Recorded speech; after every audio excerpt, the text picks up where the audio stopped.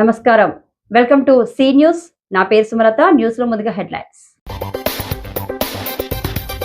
చంద్రబాబు, పవన్ మనమే చేయాలి. అమరావతిపై ప్రధాని నరేంద్ర మోదీ పిలుపు.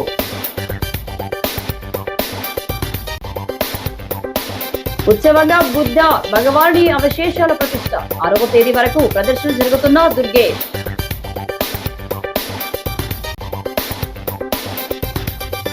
గ్రామాల్లో అభివృద్ధి పండుగ జరుగుతుంది.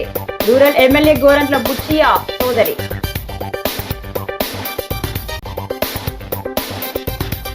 సూపర్ 6 అమలులో ఘోర వైఫల్యం. కూటమి ప్రభుత్వంపై దుర్గా భవానీ ధ్వజం.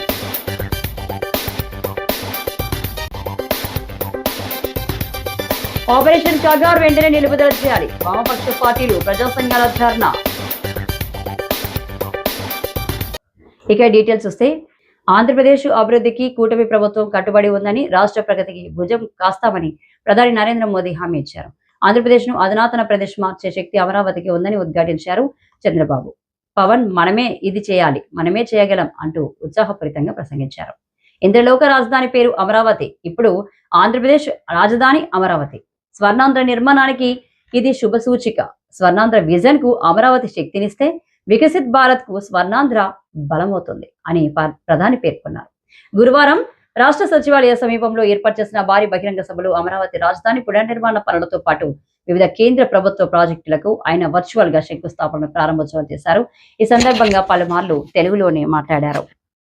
ఇక్కడ రైతులు భూమిని మాత్రమే ఇవ్వలేదు, రాష్ట్ర భవిష్యత్తును నిర్మించే ఆశలను, విశ్వాసాన్ని ఇచ్చారు. కానీ 5 సంవత్సరాల్లో గత ప్రభుత్వం ఆ త్యాగాన్ని అవమానించింది. 3 రాజధానులు అస్తవ్యస్త విధానంతో ప్రజల విఘ్నతని, అమరావతిని అగౌరవపరిచింది. ఈరోజు ఈ వేదిక నుండి మేమందరం మీకు హామీ ఇస్తున్నాం. అమరావతి మళ్ళీ ఒక ప్రపంచ స్థాయి సర్వశ్రేష్ఠ రాజధానిగా ఆవిర్భవిస్తుంది. అమరావతి ఒక ఆర్కిటెక్చరల్ జోన్, ఒక కాంక్రీట్ జంగిల్గా మిగిలిపోకుండా జవాబుదారీతనం, న్యాయం, ప్రజాస్వామ్యానికి ప్రతీకగా నిలవాలని ఆకాంక్షిస్తున్నాను. కేంద్రంలో రాష్ట్రంలో స్థిరమైన ఎన్డీఏ ప్రభుత్వం ఏర్పడిన కారణంగా అభివృద్ధి కార్యక్రమాలు వేగంగా సాగుతున్నాయి. మేనిఫెస్టోలో ఇచ్చిన హామీలన్నీ దశల వారీగా బాధ్యతాయుతంగా అమలు చేస్తున్నాం. కేవలం మ్యాచింగ్ గ్రాంట్స్ ఇవ్వని కారణంగా గత ప్రభుత్వం రాష్ట్రం కేంద్రం నుంచి పొందాల్సిన వేల కోట్లు నష్టపోయింది. కానీ ఈ ప్రభుత్వం కోఆపరేటివ్ ఫెడరలిజం స్ఫూర్తితోటి పరస్పర సహకారంతో పనిచేస్తున్నాం. రాష్ట్రంలో రహదారులు, రైల్వే, పారిశ్రామిక రక్షణకు సంబంధించి ఈ రోజున మన అమరావతి కాకుండా రాష్ట్రంలో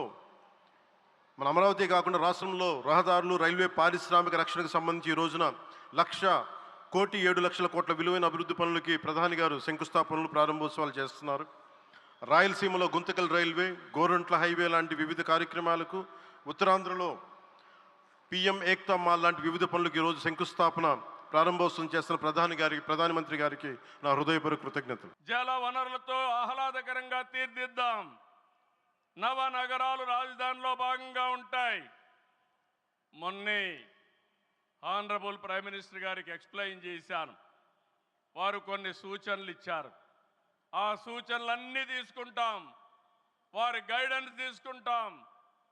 ఈ నగరాన్ని భావి తరాలకు 21st సెంచరీ కింద ప్రపంచం మెచ్చే నగరం తయారు చేసే విధంగా తయారు చేస్తామని ఈ సభ సందర్భంగా మీ అందరికీ విజ్ఞప్తి చేస్తున్నాను. ఇన్నర్ రింగ్ రోడ్ కానీ, outer ring road well plan సిటీగా, భవిష్యత్ నగరంగా ఆంధ్రప్రదేశ్ అమరావతి ఉంటుంది. గ్రీన్ ఫీల్డ్ ఎయిర్పోర్ట్ కడతాం. ప్రపంచంలో అన్ని నగరాలకు అనుసంధానం చేస్తాం. ఇక్కడ ఎడ్యుకేషన్ హబ్గా ఉంటుంది. కనీసం 5 లక్షల మంది పిల్లలు ఇక్కడ చదువుకునే పరిస్థితి వస్తుంది. ఎప్పుడు కూడా ప్రధానమంత్రి గారు ఒకటే కోరుతారు, మంచి ఎడ్యుకేషన్ ఇన్స్టిట్యూషన్ తీసుకురండి, దానివల్ల భావితరాల భవిష్యత్తు బాగుంటుందని వారు సలహాలు ఇస్తుంటారు. అందుకే ఒక ఎడ్యుకేషన్ హబ్గా తయారు చేస్తాం, ఒక హెల్త్ సిటీని క్రియేట్ చేస్తాం. వారు సూచించిన విధంగా జపాన్ మియావాకి తరహాలో రాజధాని మొత్తం ఆహ్లాదకరమైన పచ్చదనానికి శ్రీకారం చుడతామని చెప్పి కూడా నేను మీకు తెలియజేస్తున్నా. ఏ నగరంలో కూడా ఉండవు, అన్ని యుటిలిటీస్ కూడా డక్ట్లోనే తీసుకొస్తాం. గ్రీన్ ఎనర్జీతో పొల్యూషన్ లేకుండా పర్యావరణ హితంగా తయారు చేస్తాం. ఇన్లాండ్ వాటర్వేస్ కానీ, cycling track, district cooling, walking path ఇవన్నీ కూడా తయారు చేస్తాం. ఇప్పటికే కొన్ని ఇన్స్టిట్యూషన్స్ ఉన్నాయి. బిట్స్ బిలాని వస్తుంది, XLRI వస్తుంది, గ్లోబల్ లీడర్షిప్ సెంటర్ వస్తుంది, రతన్ టాటా ఇన్నోవేషన్ హబ్ కూడా ఇక్కడ ప్రారంభిస్తాం. आंध्र प्रदेश के जीडीपी को कहां से कहां पहुंचा देगी ये मैं साफ देख रहा हूं. मैं आंध्र प्रदेश की जनता को, यहां जो मेरे सहयोगी बैठे हैं, सभी को फिर आश्वस्त करता हूं, आंध्र प्रदेश की प्रगति के लिए आप मुझे हमेशा अपने साथ कंधे से कंधा मिलाकर चलते हुए देखेंगे. एक बार फिर आप सभी को बहुत बहुत शुभकामनाएं. मी अंदरी आशीर्वादमुतो ఈ కుటుంబీ ఆంధ్రప్రదేశ్ అభివృద్ధికి కట్టుబడి ఉన్నది. ధన్యవాద్. మిత్రులారా, ఆంధ్రప్రదేశ్లో కలలు కనే వాళ్ళ సంఖ్య తక్కువేమీ కాదు. అలానే ఆ కలలను నిజం చేసే వాళ్ళకి కూడా తక్కువేమీ కాదు. నేను నమ్మకంతో చెప్తున్నాను, ఇవాళ ఆంధ్రప్రదేశ్ ఒక సరైన మార్గంలో నడుస్తుంది. అలానే సరైన వేగంతో ముందుకు వెళ్తుంది. ఈ అభివృద్ధి వేగాన్ని మనం అందరం కొనసాగించాలి, అలానే పెంచుతూ ఉండాలి. ఇప్పుడే చంద్రబాబు నాయుడు గారు మాట్లాడుతూ చెప్పారు, 3 సంవత్సరాల్లో అమరావతి తాలూకా పనుల్ని పూర్తి చేస్తామని. నేను ఊహిస్తున్నాను, 3 సంవత్సరాల్లో అమరావతి పూర్తయిన తర్వాత ఆంధ్రప్రదేశ్ రాష్ట్రం తాలూకా జీడిపి ఏ స్థాయికి వెళ్తుందో ఒక్కసారి నేను ఊహించగలను. అది ఆంధ్రప్రదేశ్ రాష్ట్రం తాలూకా చరిత్రను మార్చబోతుందని తెలియజేస్తున్నాను. అందుకని ఆంధ్రప్రదేశ్ రాష్ట్ర ప్రజలకు, ఇక్కడ కూర్చున్న నా సహచరులకు నేను నమ్మకం కల్పిస్తున్నా, ఆంధ్రప్రదేశ్ రాష్ట్ర అభివృద్ధిలో మీ భుజంతో పాటు నా భుజం కూడా కలిపి పనిచేస్తానని నమ్మకంతో ఈ సందర్భంగా తెలియజేస్తున్నాను. మీ అందరికీ మరొక్కసారి నా హృదయపూర్వక శుభాకాంక్షలు తెలియజేస్తున్నాను. మీ అందరి ఆశీర్వాదంతో ఈ కూటమి ఆంధ్రప్రదేశ్ అభివృద్ధికి ఎల్లప్పుడూ కూడా కట్టుబడి ఉంటుంది. మీ అందరికీ కూడా నా ధన్యవాదాలు. భారత్ మాతా की జై. भारत माता की జై. भारत माता की జై. वंदे మాతరం. वंदे మాతరం. वंदे మాతరం. वंदे మాతరం. वंदे మాతరం. वंदे మాతరం. वंदे మాతరం. वंदे మాతరం.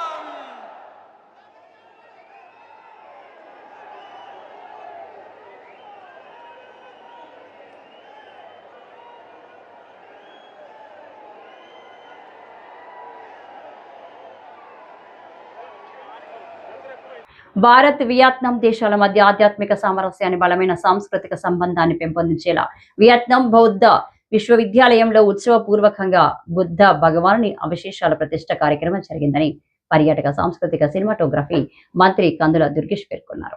న్యూఢిల్లీలోని ఇండియన్ ఎయిర్ ఫోర్స్ స్టేషన్ వద్ద దేశంలోని వివిధ ప్రాంతాల్లో భద్రపరిచిన బుద్ధుడి పవిత్ర ఆస్తికలు, అవశేషాల పేటికకు నమస్కరించి పటిష్ట భద్రత నడుమ భారత వైమానిక దళానికి చెందిన ప్రత్యేక హెర్క్యులస్ ఎయిర్ క్రాఫ్ట్ లో తమ పవిత్ర ప్రయాణం ప్రారంభించామన్నారు. అనంతరం భారతదేశం నుండి తీసుకువచ్చిన పవిత్ర బుద్ధ భగవాని అవశేషాలు శుక్రవారం ఉదయం వియత్నాం బౌద్ధ విశ్వవిద్యాలయంలోని బుద్ధ హాల్లో అంగరంగ వైభవంగా ప్రతిష్ఠించామన్నారు.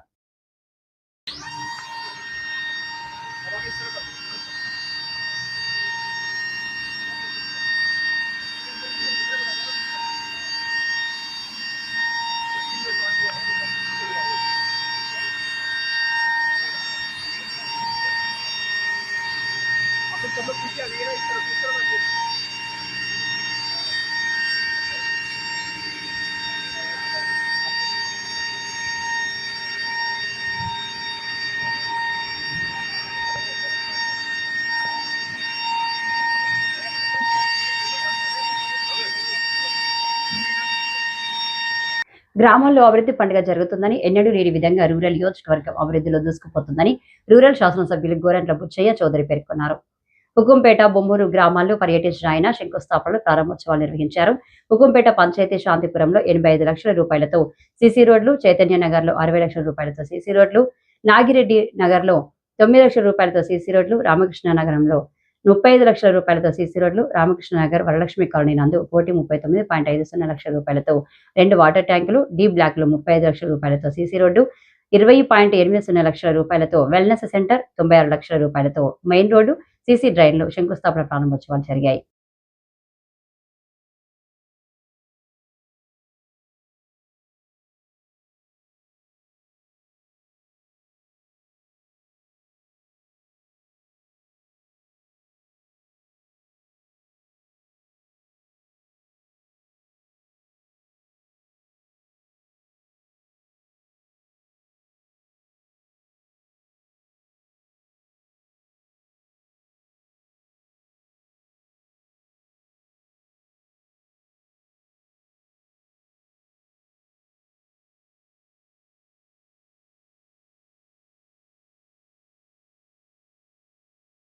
రాష్ట్రంలో అధికారంలో ఉన్న కూటమి ప్రభుత్వం సూపర్ 6 హామీల అమలులో ఘోరంగా విఫలమైందని, తల్లికి వందనం, 18 నుంచి 50 ఏళ్లలోపు మహిళలకు నెలకు 1500 ఇస్తామన్న ఒక్క హామీ నెరవేర్చలేదని ఆంధ్రప్రదేశ్ మహిళా సమైక్య రాష్ట్ర ప్రధాన కార్యదర్శి దుర్గాభవాని తీవ్రంగా ధ్వజమెత్తారు. మహిళా సమైక్య రాష్ట్ర సమావేశంలో పాల్గొనేందుకు రాజమండ్రి వచ్చిన ఆమె శనివారం స్థానిక స్టేడియం వెనుక ఉన్న సిపిఐ కార్యాలయంలో జరిగిన మీడియా సమావేశంలో మాట్లాడారు. 3 సిలిండర్లు ఉచితంగా ఇస్తామని చెప్పి సాంకేతిక ఇబ్బందులు అంటూ అడ్డుపడుతున్నారని, తెల్ల రేషన్ కార్డు లేదని సాకుతో చాలా మందికి ఉచిత సిలిండర్లు ఇవ్వడం లేదని ఆగ్రహం వ్యక్తం చేశారు. అధికారంలోకి వచ్చిన వెంటనే 25 లక్షల ఇళ్లు నిర్మిస్తామని ఇచ్చిన హామీ నెరవేర్చేందుకు బడ్జెట్ నిధులు కేటాయించలేదని, మహిళా సమైక్య నిర్వహించిన సర్వేలో రాష్ట్రంలో 45 లక్షల మంది పైగా ఇళ్ల స్థలాలు లేని వారు ఉన్నారన్నారు.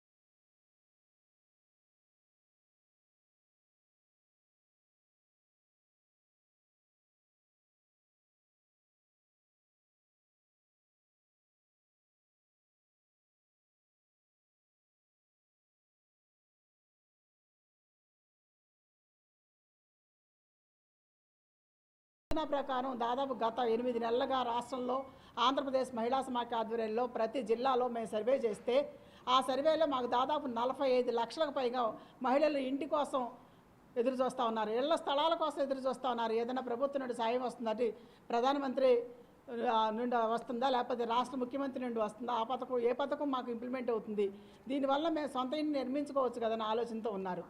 రాష్ట్ర ప్రభుత్వం ఇటీవల కాలంలో క్యాబినెట్లో కూడా నిర్ణయం చేసింది. ఆ నిర్ణయాన్ని ఇంతవరకు ఆచరణ రూపంలో తీసుకురాలేదన్న మాట వాస్తవం.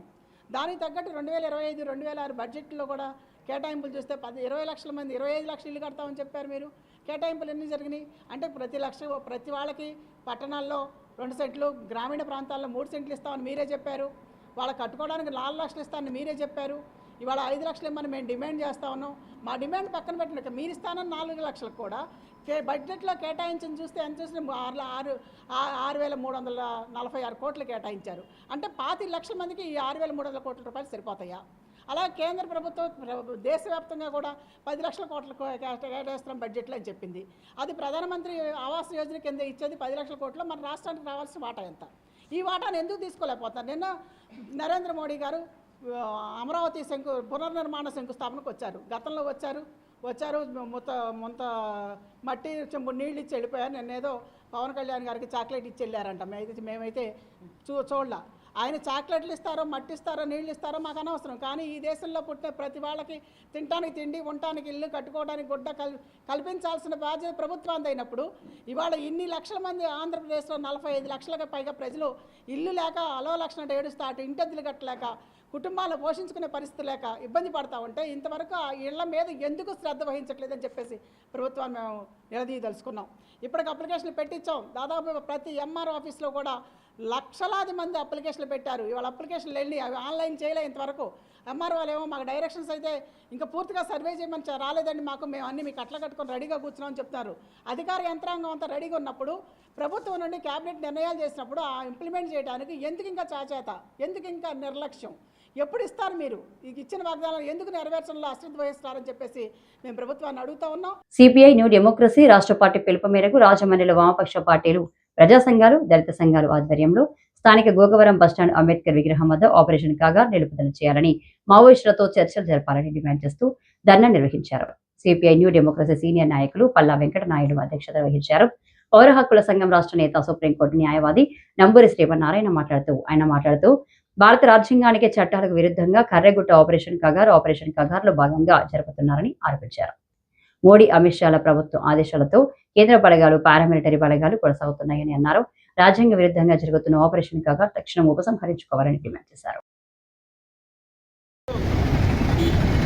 2026 మార్చి 31 నాటికి ఈ దేశంలో మావోయిస్టు పార్టీని తుడిచిపెడతామని చెప్పని, చివరి మావోయిస్టుని కాల్చి చంపేదాకా వదిలిపెట్టబోమని ఇలాంటి ప్రకటనలు చేస్తూ ఉన్నారు. ఇవాళ భారత సైన్యాన్ని తన సొంత సైన్యం మాదిరిగా అమిత్ షా, మోడీ వ్యవహారం చేస్తూ ఉన్నారు. ఈ దేశంలో ఒక సిద్ధాంతం మీద, ఆ సిద్ధాంతం పట్ల మీకు వ్యతిరేకత ఉంటే ఆ సిద్ధాంతాన్ని రాజకీయంగా ఎదుర్కోవాలా, ఆ సిద్ధాంతాన్ని సిద్ధాంతంతో ఎదుర్కోవాలా, ఆ సిద్ధాంతంతో పోరాడుతున్న ఆ చుట్టూ ఉన్న రాజకీయ, ఆర్థిక, సామాజిక పరిస్థితులు మార్పు చేసేదానికోసం ప్రయత్నం చేయాలి.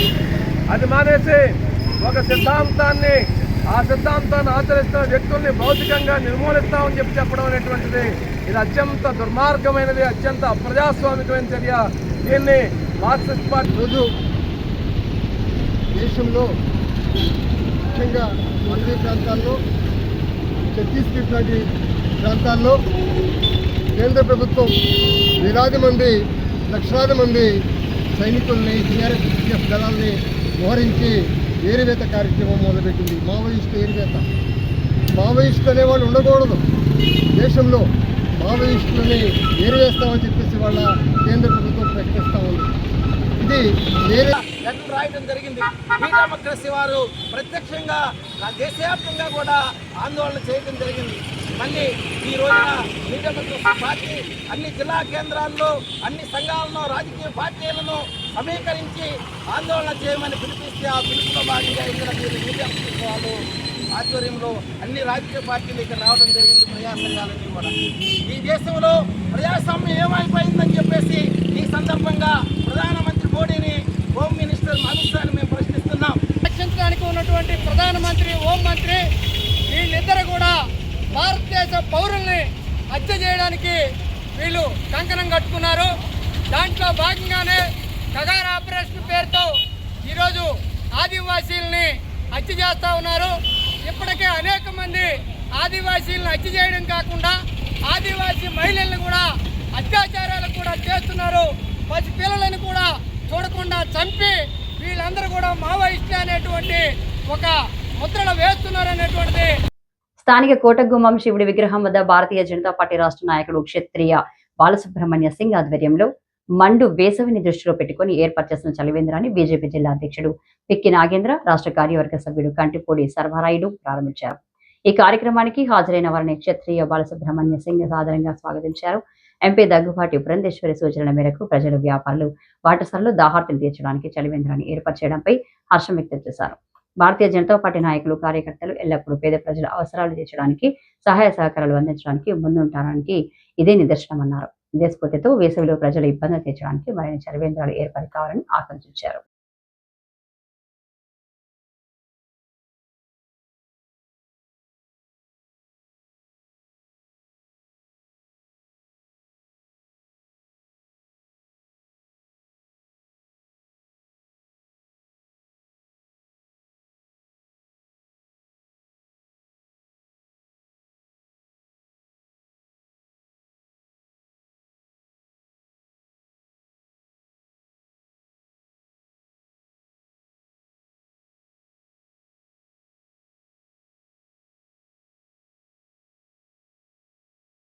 వేసవికాలం సందర్భంగా భారతీయ జనతా పార్టీ ఆధ్వర్యంలో మేడం గారి సౌజన్యంతో ఈవేళ ఎంపీ పురంధేశ్వరి సౌజన్యంతో ఈవేళ చలివేంద్రం కోటింగ్ సెంటర్ ఏర్పాటు చేయడం జరిగింది. ఈ నెల రోజుల పాటు 30 రోజులు కూడా ప్రజలకు దాహార్తి తీర్చడం కోసం ఇక్కడ టిన్స్ పెట్టి కూలింగ్ వాటర్ని సప్లై చేయడం జరుగుతుంది. అలాగే ప్రతిరోజు రోజు కూడా మజ్జిగ అలాగే మన రసనాలు లాంటివి కూడా రోజు ప్రయత్నం చేస్తున్నాం. ఈ యొక్క కార్యక్రమానికి ఇచ్చేసి శివుడి యొక్క విగ్రహం దగ్గర పురంధరేశ్వరి గారు రాష్ట్ర బీజేపీ అధ్యక్షులు రాజమండ్రి పార్లమెంట్ సభ్యులు శ్రీమతి పురంధరేశ్వరి గారి యొక్క సౌజన్యంతో చలివేంద్రాన్ని ఏర్పాటు చేయడం జరిగింది. చాలా సంతోషం. భారతీయ జనతా పార్టీ కార్యకర్తలు అంటేనే ప్రజలకు సేవ ద్వారా ప్రజలకు చేరువ కావడమే భారతీయ జనతా పార్టీ కార్యకర్తల యొక్క ఆలోచన. అదేవిధంగా ఈరోజు క్షత్రియ బాలసుబ్రహ్మణ్యం గారి యొక్క ఆధ్వర్యంలో ఈ మార్గంలో నడుస్తున్నటువంటి బాటసారులకు త్రాగునీరు అలాగే చల్లని మజ్జిగ అందించడం చాలా సంతోషం. ఇది ఈ ఎండాకాలం పూర్తయ్యేంత వరకు కూడా కొనసాగిస్తారు. భారతీయ జనతా పార్టీ ఎల్లవేళలా పేద ప్రజలకు అందుబాటులో ఉంటూ ప్రజల యొక్క శ్రేయస్కారం కోసం పనిచేస్తుందని చెప్పి ఈ సందర్భంగా నేను తెలియజేస్తా ఉన్నాను. మున్సిపాలిటీ వాళ్ళు తెలిసాను ఇక్కడ ఎక్కడంటే కంబాజీరావు గారు మీరు వాళ్ళు వేసిన ప్లాన్ నచ్చలేదు నాకు. ఈ 30 అడుగులు ఉంటే 10 అడుగులు 15 అడుగులు పందిరేయమంటున్నారు. అటువంటిది కాకుండా రోడ్డు ఎంత వెడల్పుండి అంత వేయాలి. ఈ చుట్టూ ఇక్కడ ఏరియా సెంటర్లో నిలబడి ఎండలో ఉండకుండా తాగి ఒక పందిరిలాగా వేసి షామైనా వైట్ షామైనా ఇస్తుంటే వైట్ షామైనా అయితే వేడెక్కి వస్తుంది కాబట్టి మన పైపులతో ఏమని చెప్తున్నాం. దానికి ప్లాన్ వేసి మన సొల్యూషన్ అని చెప్తే అంత నేను నా తరఫున సపోర్ట్. రాష్ట్రంలో ప్రతి నియోజకవర్గంలో దోపిడీయే అజెండాగా కూటమి ప్రభుత్వ పాలన సాగుతుందని వైఎస్ఆర్ కాంగ్రెస్ పార్టీ రాష్ట్ర యువజన విభాగం అధ్యక్షులు రాజనగరం మాజీ ఎమ్మెల్యే జక్కంపూడి రాజా ఆగ్రహం వ్యక్తం చేశారు. పార్టీ నాయకుల సంఘటితపై పోరాటం చేయాలని పిలుపునిచ్చారు. కోరుకొండ మండలం బొల్లెద్దుపాలెం గరకపాలెం గ్రామాల్లో నిర్వహించిన నా కార్యకర్తలు నా కుటుంబం కార్యక్రమంలో వైఎస్ఆర్ కాంగ్రెస్ పార్టీ నాయకులతో మమేకమయ్యారు. భవిష్యత్తులో చేపట్టవలసిన కార్యాచరణపై చర్చించారు. జక్కంపూడి రాజు మాట్లాడుతూ ఎన్నికల సమయంలో కూటమి ప్రభుత్వం ఇచ్చిన హామీలు నెరవేర్చకుండా ప్రజలను మోసం చేస్తుందన్నారు. ప్రతి గ్రామంలోని వైఎస్ఆర్ కాంగ్రెస్ పార్టీకి బలమైన క్యాడర్ ఉందని, గడిచిన 5 ఏళ్లు వైఎస్ఆర్ కాంగ్రెస్ పార్టీ ప్రభుత్వంలో ప్రతి గ్రామంలో కోట్లాది రూపాయలతో అభివృద్ధి కార్యక్రమాలు, సంక్షేమ పథకాలను ప్రజలకు అందించడం జరిగిందన్నారు.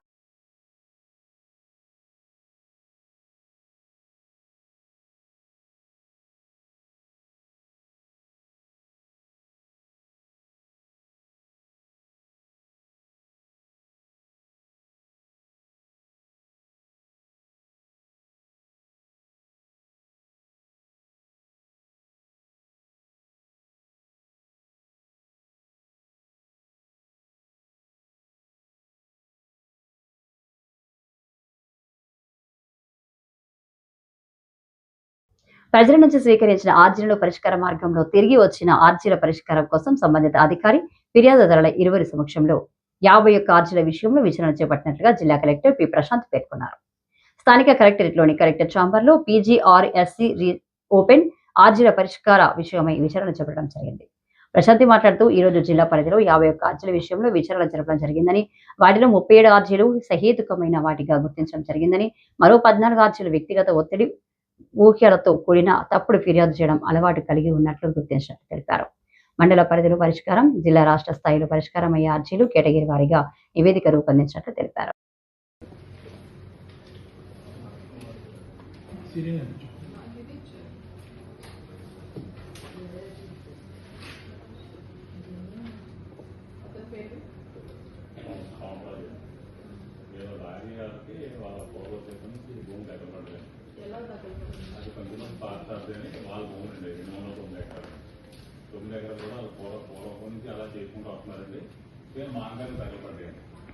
అంటే వాళ్ళు కన్స్యూమర్స్ పాత సర్వే సమయంలో వాళ్ళు వ్యవసాయం చేసుకుంటారు. టెనెంట్స్ వాళ్ళు అమ్మేసారు.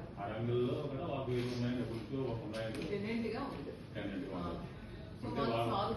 సాగుదారు మీకు అమ్మారు. అందుకే 2006 నుంచి కూడా నేను నాకు దగ్గర డాక్యుమెంట్ ఉందండి, నేను గోగు చూసుకుంటున్నాను, జరుగుతున్నాను. వార్తలు ముగించే ముందు ముఖ్యాంశాలు మరోసారి. చంద్రబాబు, పవన్ మనమే చేయాలి, అమరావతిపై ప్రధాని నరేంద్ర మోదీ పిలుపు.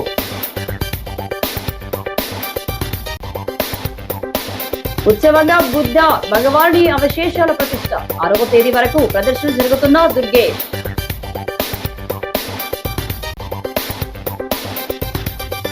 గ్రామాల్లో అభివృద్ధి పండుగ జరుగుతుంది. రూరల్ ఎమ్మెల్యే గోరంట్ల బుచ్చియా సోదరి.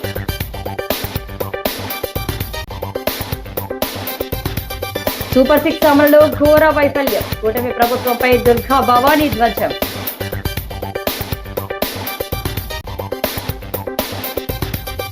ఆపరేషన్ కగార్ వెంటనే నిలుపుదల చేయాలి. వామపక్ష పార్టీలు, ప్రజా సంఘాల ధర్నా.